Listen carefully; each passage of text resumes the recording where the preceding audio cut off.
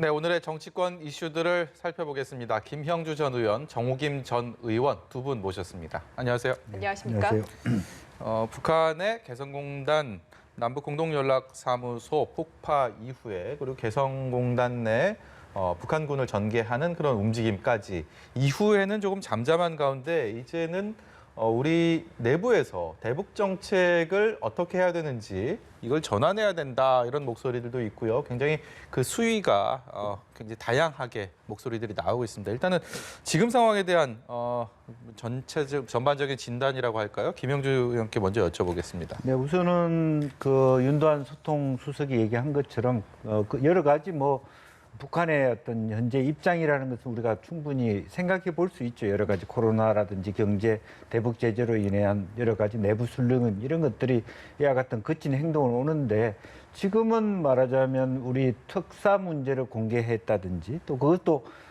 김정은의 이름으로가 아니라 김여정의 이름으로 거부되었다든지 우리나라의 주권 국가로서의 대우 네. 또 문재인 대통령님에 대한 어떤 그 언사 이런 네. 것들이 도를 넘었다라고 하는 것이 보수 진보 할 것 없이 다 일치된 의견이기 때문에 일정 정도의 그동안의 남북 관계에 대한 재점검이 필요하다. 다만 이제 대통령님 말씀하신 대로 일정 정도 큰 틀의 일관성을 유지하면서도 부분적으로 개선할 건 개선하자라고 왜 이렇게 북한의 태도가 이렇게 완강하게 또 거칠게 나오는 부분에 대한 내부 방책이라든지 실질적인 어떤 대안들이 마련되어 있지 못했는가에 대한 그동안의 외교안보 라인 자체가 너무 느슨하게 대응하지 않느냐. 그동안에 관행 중심으로 된 것이 있다라면 다시 한번 정신 차리자. 이런 어떤 전기를 마련해야 될 것 같은 상황이 있습니다. 우선 통일부 장관이 이제 자기 스스로가 물러나겠다고 얘기를 했기 때문에 이것이 말하자면 앞으로의 외교안보 라인 전체에 대한 어떤 변화를 예고하는 것인가는 한번 지켜볼 대목이 아닌가 싶습니다. 예, 정 의원님께도 간단히 들어보겠습니다. 이게 어제 오늘 일어난 일이 아니고요. 같은 위기는 아니지만 수십 년에 걸쳐서 지금 계속해서 되풀이되고 있는 위기입니다. 이럴 때마다 북한의 의도가 무엇이냐에 대해서 우리 내부가 반으로 갈라지면서 일각에서는 뭔가 북한에게 우리가 해야 될 어떤 숙제를 하지 않았기 때문에 그랬다는 그 이상한 논리에 그런 목소리들이 높아지면서 그러면서 그 다음에 나오는 말이 요번에 어제 원로들과의 오찬에서도 그랬다는 거 아니에요? 인내하면서 대화를 또 계속하겠다. 대화라는 거는 지금 상대가 대화를 안 하겠다고 하는 상황 아닙니까? 그런 상황에서 이러한 그 답보 늘 반복되는 이야기들이 나오고 지금 조금 전에 김 의원님이 지적하셨듯이 자칫하면 문재인 대통령의 대북 카운터파트가 김여정이 될 같다라는 그런 그 우려까지 나오는 상황이거든요. 대안을 말씀드리자면 결국은 이 북한과의 관계 내지는 대북 정책을 할 때 상호성이 매우 중요합니다. 그리고 비례성이 중요하거든요. 그러니까 북한이 이런 행동을 우리의 어떤 선의라든지 협력에 대한 그 우리의 노력에도 불구하고 이런 식으로 대응을 했을 때 그 비례성에 맞춰서 우리도 행동을 해야 그게 명확한 시그널이 되면서 북한의 행동을 견제할 수가 있습니다. 이게 바로 인게이지먼트거든요. 그리고 이제 항상 민주당 그 집권당의 많은 인사들이 김대중 대통령 이야기를 하면서 DJ가 지금 이런 상황에서 아마 지금 지하에서 울고 계실 거다 그랬는데요. DJ의 햇볕 정책의 3원칙 중에 중요한 게 뭐냐면 도발 불용입니다. 도발 불용과 상호성의 원칙입니다. 그렇기 때문에 지금 정부는 바로 그 부분을 명심하면서 대화의 문은 열고 있대 이런 식의 언어 도발 그리고 이제 나중에 어떤 물리적인 도발을 할지 모르지만 거기에 대해서 우리가 철저히 대비가 돼 있을 뿐만 아니라 항상 그만큼 하겠다라는 의지와 역량을 보여주지 않는다면 계속 밀릴 수밖에 없습니다. 예를 든다면 2015년의 목함질의 상황에서 그 당시에도 뭐 평화가 중요하고 전쟁이라도 하잔 말이냐, 자제해야 된다 그랬는데 당시 젊은이들서부터 시작을 해가지고 우리는 이렇게 내 동료 병사가 다리까지 잘린 마당에서 좌시할 수 없다라는 결연한 의지를 보여줬고, 그러니까 북한이 어떻게 합니까? 유감 표명하면서 협상에 임했습니다. 그뿐만이 아니라 2010년에 연평도 포격을 기억하실 텐데요. 연평도 포격, 우리 군이 그냥 정기적인 사격 훈련한 거를 빌미로 해갖고 포격을 했는데, 그 다음에 뭐라 그랬냐면 또 다시 사격 훈련을 계속한다면 공격하겠다고 했습니다. 그런데 당시 이명박 정부가 어떻게 했느냐? 사격 훈련 했습니다. 그랬는데 공격 못했습니다. 왜 못했는지 아십니까? 철저한 한미 동맹 속에서 당시 우리가 사격 훈련을 다시 할 때 미군이 같이 있었습니다. 그러니까 그런 식으로 역량과 의지를 보여주면서 아니 협력하겠다는 거 아닙니까? 예. 대화하겠다라는 건데 뜬금없이 지금 그 멀쩡한 남북 협력 그 연락사무소를 파괴하고 지금 온갖 말폭탄을 쏟아대는데, 여기에서 우리가 마치도 무슨 매 맞는 아내처럼 이렇게 한다 해서 문제 해결되지는 않습니다. 대화의 문은 열되 원칙을 분명히 하는 그런 정책으로의 수정이 필요합니다. 네, 연락사무소 폭파한 그 사건도 그렇지만 북한이 우리 정부에서 대북 특사를 보내겠다, 파견을 제안한 것을 공개한 것, 이것도 외교적인 관례에서는 상당히 금도를 넘어섰다라는 평가들, 특히 이게 민주당에서도 나오고 있습니다. 김태년 원내대표 얘기 듣고 오겠습니다. 북한의 저급한 불량 행동 엄중히 경고합니다. 북한이 사실상 외교 공간인 개성 연락사무소를 폭파한 데 이어 우리 정부의 대북 특사 제안을 공개한 것은 국제 관례상 있을 수 없는 일입니다. 어려울 때일수록 긴 호흡을 가지고 강력한 국방 태세와 능란한 외교로 난관을 극복해 나가야 합니다. 남북관계 발전에서 가장 중요한 원칙은 정책의 일관성을 지키고 끈기 있게 실천하는 것입니다. 네, 김태년 원내대표의 얘기 듣고 오셨습니다. 저급한 불량행위가 선을 넘었다, 뭐 이런 평가를 했는데, 통합당에서는 비슷한 목소리들이 형성돼 있습니다. 대북 정책에 대한 전면적인 재전환을 요구하면서 강도 높은 성토의 목소리가 나오고 있는 반면에, 민주당 내에서는 굉장히 좀 다양한 목소리, 그중에서도 이 정부 정책에 대한 문제점을 지적하고 전환을 요구하기도 하면서, 또 한편에서는 대화를 또 이어가야 된다는 얘기도 있고요. 이게 다양한 얘기들이 나오고 있습니다. 이런 분위기, 민주당 상황들은 어떻게 좀 봐야 되겠습니까? 그래서 우선 이해찬 대표나 김태년 원내대표가 다 함께 이 북한의 저열한 행동에 대해서 문제 제기를 하고 있다라고 하는 것은 이제 일관된 목소리인 것 같고요. 그러나 그동안에 이제 민주당의 전통적인 어떤 대북 정책이라는 게 햇빛 정책의 기조, 김대중 전 대통령이나 6.15 선언에 기초하고 있다는 측면에서 이제 그 기조를 유지해야 되는데, 예. 아쉬운 것은 트럼프 행정부의 볼턴 같은 어쨌든 어떤 정부 안에서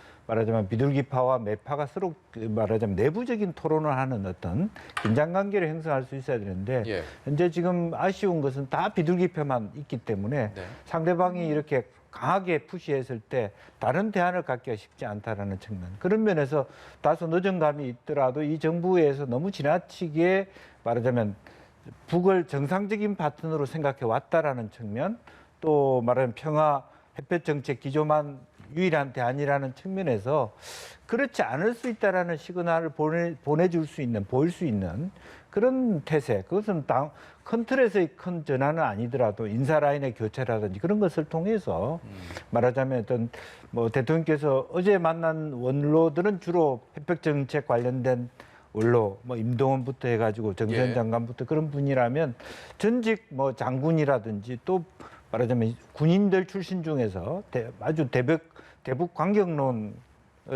입장을 갖고 계시는 어떤 보수 말하자면 전직 관료라든지 예. 장관이라든지 안보 라인에 계시는 분들한테도 의견을 청취해 본다든지, 이래서 그 전과 다른 뭔가 태도가 보여진다라고 북한이 긴장할 수 있는 그런 어떤 기획이 필요한 거 아닌가, 저는 그렇게 예. 생각이 듭니다. 민주당 내에서는 다양한 목소리가 있고, 문 대통령은 어쨌든 대화로 난국을 극복하겠다는 노력은 계속하겠다라는 의지를 피력했고, 이런 가운데 대통령의 국정수행 지지도도 나왔습니다. 리얼미터 기준으로 지난주보다 4.6%포인트가 하락을 했거든요. 지금 화면으로 함께 곧 나올 텐데요. 지난 3월 이후 최저 수준이고요. 올해 들어서 가장 큰 폭의 하락인데 이 조사 기간 중에 공동연락사무소가 폭파가 됐기 때문에 아무래도 역시 남북관계가 영향을 미쳤다 이렇게 봐야 될 것 같습니다. 아무래도 그런 부분도 있고요. 또 국내 정치적으로도 몇 가지 요인이 있죠. 그 윤미향 의원 포함하여 어떤 부분이 더 많이 이제 작동을 했는지는 이제 계속 조사해 보면 예. 나올 거라고 보고요. 민주당 내에 이번에 북한의 그 연락사무소 폭파에 대해서 뭐 탈북자 출신이 국회의원이 됐기 때문에 네. 내지는 개성공단을 빨리 열지 않아서 내지는 뭐 한미 군사훈련 내지는 미국의 제재 뭐 여러 가지 얘기들이 나오는 것을 보고 참으로 놀랐습니다. 21세기 국제정치에 대해서 이렇게 무지할 수가 있을까? 이거는 완전히 1980년대 운동권적 세계관이 아닌가. 그러면서 이 평화라는 개념에 대해서도 평화라는 개념 자체가 굉장히 지금 왜곡된 평화관념을 가지고 있는 게 아닌가 이런 생각이 듭니다. 그러다 보니까 이게 여론에도 반영되는 건 아니겠습니까? 그리고 대화 노력을 계속한다? 지금은 대화 노력을 계속한다라고 표현해서는 안 되고요. 대화의 문이 열려 있다. 비이성적 행동을 하지 마라. 우리의 행동은 지금까지 대북 정책과 관련해서 일관되어 있다. 그러나 도발은 용납할 수 없다. 대한민국 국민의 안전이 우선이다. 왜 이런 말을 못합니까? 이게 여당에 대한 문제 제기고요. 말씀 나온 김에 미래통합당에 대해서도 한 말씀 드리겠습니다. 예. 지금 이런 상황에서 법사위 위원장 자리 가져갔잖아요. 이건 둘째치고 지금 우리가 이렇게 관행도 어겨가면서 여당이 오만함을 부리고 있지만 당장 국방위 외통위 엽시다. 이 문제에 대해서 논의해야 된다. 이거 국가적으로 중요한 위기일 뿐만 아니라 북한이 저렇게 발끈하는 이유가 원천이 어디에 있는가? 애초에 북핵 문제 관련해서 정의용 실장이 당시 윤건영 현 의원도 같이 갔을 때 네. 분명히 북한이 핵을 다 폐기하겠다 그랬는데 그 당시가 어떤 때냐면 다시 기억을 반추하자면 미국의 트럼프가 화염과 뭐 공포, fire and fury, 분노죠, 분노. 화염과 예. 분노 해가지고 계속 북한을 압박할 때 갑자기 특사단이 가서 폐기한다 그래서 김을 팍 끄어놓고 그다음에 평창 올림픽 해갖고 평화 무드가 이루어진 때거든요. 예. 그거 어떻게 된 건지 한번 우리가 야당으로서 조사해봐야 되겠다. 이러고 나서야 되고요. 원내대표 지금 지방에 지금 절에 계신가요? 어디 계신지 모르겠는데 이것 호남 쪽에 때문이라도 계시다고 합니다. 예. 나와서 얘기를 해야 되는 거예요. 이게 야당의 역할입니다. 네. 그래서 지금 위기 상황에서 국가 안보가 어떻게 될지 모르니 야당으로서 야당 역할 하겠다라고 적어도 국방위와 외통위와 관련해 가지고는 먼저 열자고 얘기하는 그런 적극성. 그래야 그게 야당다운 거 아닐까라는 생각이 듭니다. 네, 지금 외교 안보 라인에 대한 뭐 인사가 솔솔 불거지고 있습니다. 어제 이제 김현철 통일부 장관의 사실상의 경질, 본인의 사의 표명을 했는데 이 이후에 뭐 정의용 국가안보실장을 비롯한 외교안보 라인의 전면적인 재교체 얘기가 민주당 내에서도 이런 얘기가 있습니다. 이런 분위기들이 형성이 되고 있고 아직 청와대에서는 공식적인 답변을 내놓지는 않고 있는데 앞서서 김영주 의원께서 뭐 비둘기파와 매파를 말씀하시면서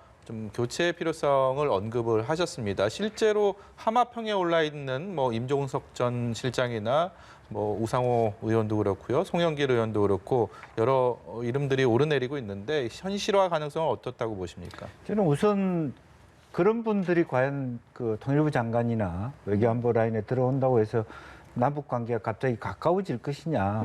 별로 그럴 가능성이 없다. 미국 대선 지나고 또 미국 대선 지나고 나면 한국 현재 문재인 정부가 1년밖에 남지 않았을 때 예. 아예 북한이 아예 전체적으로 보고 향후 2년 동안은 남북 관계 개선이 없다고 독살스럽게 이렇게 여러 가지 어떤 문제를 노정시킬 가능성이 많다라고 보여집니다. 이제 그렇다면 그런 차원보다는 오히려 누구를 바꾼다, 누가 맞다 이런 차원보다는 현재 해왔던 그 말하자면 대북 정책에 대한 전반적으로 어느 선까지 교체할 수 있고 어떤 방식이 나은 것인가의 정책적 함의가 예. 내부적으로 당청 관계 정리가 된 다음에 그리고 난 다음에 그 자리에 필요한 사람을 인바이트하는 거. 오히려 더 군인 출신의 통일부 장관을 강경하게 우리는 완전 니네들하고 무조건 대화만 하고 끌려다니지는 않겠다라든지 네. 이런 인물을 통해서 관계의 전환에 대한 메시지를 보는 게 필요하거든요. 오히려 그전보다 그 전에 지금 김여정하고 굉장히 친하게 어떤 분은 뭐 팬클럽 회장하겠다고 예. 농담했던 사람을 통일부 장관 하면 어떤 논의를 하겠습니까? 그래서 그런 물론 그렇다고 임종석 실장이나 우상호 또 송영길 이런 분이 적절하지 않다는 뜻이 아니라 현 정부가 앞으로 남은 2년 동안의 대북 정책을 어떻게 할 것인가, 미국과의 관계를 어떻게 풀 것이냐 하는 것에 대한 입장 정리가 되고 난 다음에 예. 그게 적절한 수준의 인사가 필요하면 그게 그 역할을 할 만한 사람을 몰색하는 것이 방법이다. 저는 그렇게 생각이 듭니다. 이 외교 안보 라인 교체에 대한 생각은 어떠신지 역시 궁금한데요. 저는 개인적으로 김현철 장관의 그 인식이라든지 장관으로서의 역할에 대해서 굉장히 비판적이었던 사람인데요. 지금 생각해보니까 김현철 장관이 뭘 그렇게 잘못했습니까? 한 게 있어야 잘못했는지 잘했는지 평가를 하죠. 안 그렇습니까? 청와대에서 다 해놓고 김현철 장관을 이제 사의를 표명하면은 저는 아무래도 나갈 것 같거든요. 예. 근데 그렇게 하는 건 아마 국내 정치용 아닐까라는 생각이 들고요.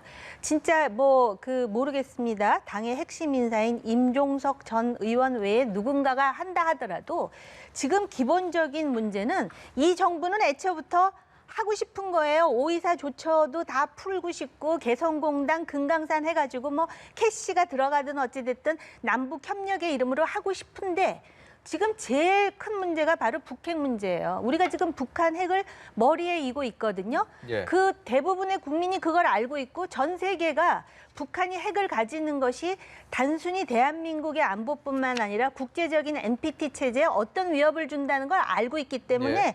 정말 임종석 의원 아니라 임종석 씨 할아버지가 와도 이거는 될 수가 없는 일입니다. 네. 그렇기 때문에 제가 볼 때는 그리고 이제 아까도 제가 그 청와대 안보실장 얘기를 했잖아요. 예. 어떤 책임을 물을 것인지 그러니까는 청와대 또는 권력의 뜻대로 한 것에 대해서 책임을 물을 것인지 아니면은 오히려 청와대에 그 자리에 있으면서 자기가 할 수 있는 역할을 자기 소신대로 못 편 것에 대해서 그 책임을 물을 것인지 참 애매모호하거든요. 왜냐하면 이 북한 문제와 관련해서는 이거는 어떤 특정 인물의 역할이 아니라 권력이 중심이 돼가지고 그동안 움직여 왔던 거 아닙니까? 예. 그러니까 제가 볼 때는 사람이 바뀌어서 될 일이 아니라 여기 계신 분들, 즉 권력의 중심에서 이 문제를 다루는 사람들의 관념과 철학이 바뀌지 않는 한 누가 들어와도 저는 대동소이할 것이라고 생각하고 이 기본적인 변화 그리고 지금 북한은 난리잖아요. 발끈해가지고 아마 지금보다 더한 거를 지금 생각하느라고 당장 지금은 소강처럼 보이지만 여기서 끝날 북한 정권은 아닙니다. 그동안의 행태를 볼 때. 이 남북 관계가 또 남북만의 문제가 아니고 미국이라는 아주 중요한 변수가 반드시 포함되어 있기 때문에 미국의 태도도 상당히 우리 입장에서는 주시할 수밖에 없을 텐데 이돈 한반도 평화교섭본부장이 미국을 갔습니다. 거기서 이제 스티븐 비건 대북 특별대표를 국무부 부장관을 아마 만날 것으로 보이는데 미국이 지금 코로나19도 그렇고요. 대선 전국도 이제 11월에 있기 때문에 글쎄요, 신경을 쓸 수 있는 상황들이 과연 이 북한 문제가 어느 정도일지도 궁금합니다. 어떻게 풀어가야 될지. 미국 내에서도 좀 다양한 목소리가 나오고 있는 것 같더라고요. 네. 사실은 북한도 그런 부분을 모르지 않기 때문에 더 답답하고 결국 화풀이를 한국에 하고 있다. 저는 그렇게 보여집니다. 미국 대선을 앞두고 북한이 아니 미국이 갖고 있는 입장 자체가 단계별로 어떤 하나씩 뭐 하면 풀어준다 이런 것을 북한이 기대했으나 미국은 그게 아니거든요. 네. 완전한 비핵화의 의지를 표명하고 그것을 다 보여줄 때 우리가 열겠다. 대북제재 이번에도 결과적으로 6월 달에 다시 재점검하는 데 있어서 말하자면 6개월 정도 이상 그 기조를 유지한다는 측면은 분명한 것 같습니다. 이동 본부장이 가더라도 큰 틀의 변화를 갖고 오기는 힘들고 더군다나 이 상황에서 대선을 앞두고 큰 틀의 기조가 변하기 어렵다라고 하는 건 명확한 사실인데 네. 다만 이제 북한이 기대했던 것은 조금 더 강하게 한국의 대표가 가서 어쨌든 미국과 일정한 뭐 갈등이 빚어지더라도 나는 남북 관계를 위해서 북한에 일정한 어떤 지원을 해야 되겠다든지 그것이 어느 정도 수준이든 현금을 제외하고 뭐 예. 말하자면 가능한 어떤 지원을 할 수 있는 것까지를 해오라는 게 북한의 어떻게 보면 어떤 이번 행동의 배경이라고 한다라면 형식적으로 가서 비건 만나고 잘 안 되겠는데 하고 돌아오는 것 자체는 별로 큰 성과는 없다. 그러나 그럼에도 불구하고 이 문제를 그대로 두고 가기는 어렵기 때문에 최소한 그런 노력을 해야 되는데 조금 더 빨리 했으면 어땠을까 하는 네. 생각이 듭니다. 저희 주어진 시간은 다 끝났는데 정옥임 의원 뭐 미국 관련된 역할들 한 말씀 해주시겠습니까? 예. 우선 그 이도훈 본부장이 감으로써 한미 동맹이 공고하다라는 걸 이제 외연상 보여주는 효과는 있을지 모르지만 네. 가갖고 그 얘기는 할 것 같아요. 지금 저렇게 폭파뿐만이 아니라 네. 지금 뭐 김정은이 특별기를 타고 어디로 움직이고 잘하면은 SLBM을 또 이제 시험하고 예. 이런 얘기 나오잖아요. 그런데 사실 ICBM이나 SLBM은 미국의 안보와 직결되는 문제예요. 그러니까 이도훈은 이렇게 얘기하겠죠. 그러니까 미국에서도 이번에는 좀 잠잠하게 할 수 있는 뭔가를 좀 해야 되지 않겠느냐 이렇게 얘기하는데 예. 트럼프는 생각이 다를 수도 있어요. 이번에 볼턴 그 회고록에 보니까 트럼프는 제가 볼 때 그렇게 정상이라고 볼 수 있는 정치인이 아닌데 예, 예. 만약에 자기가 지금 코로나 때문에 지금 압박받고 있고 그다음에 플로이드 사건 때문에 지금 그런 상황에서 이거 SLBM 치는데 미국의 안보를 위협하는 이런 정권에 대해서 아주 당당하고 강력하게 미국의 힘을 보여주는 걸로 해서 미국 그 유권자들에게 점수를 딸 수 있다라고 생각하면 트럼프는 뭔 짓이든 할 수 있습니다. 네. 그래서 지금 상황은 매우 유동적이라고 보여집니다. 네. 오늘 말씀 여기까지 듣도록 하겠습니다. 지금까지 김형주 전 의원, 정옥임 전 의원이었습니다. 고맙습니다. 감사합니다.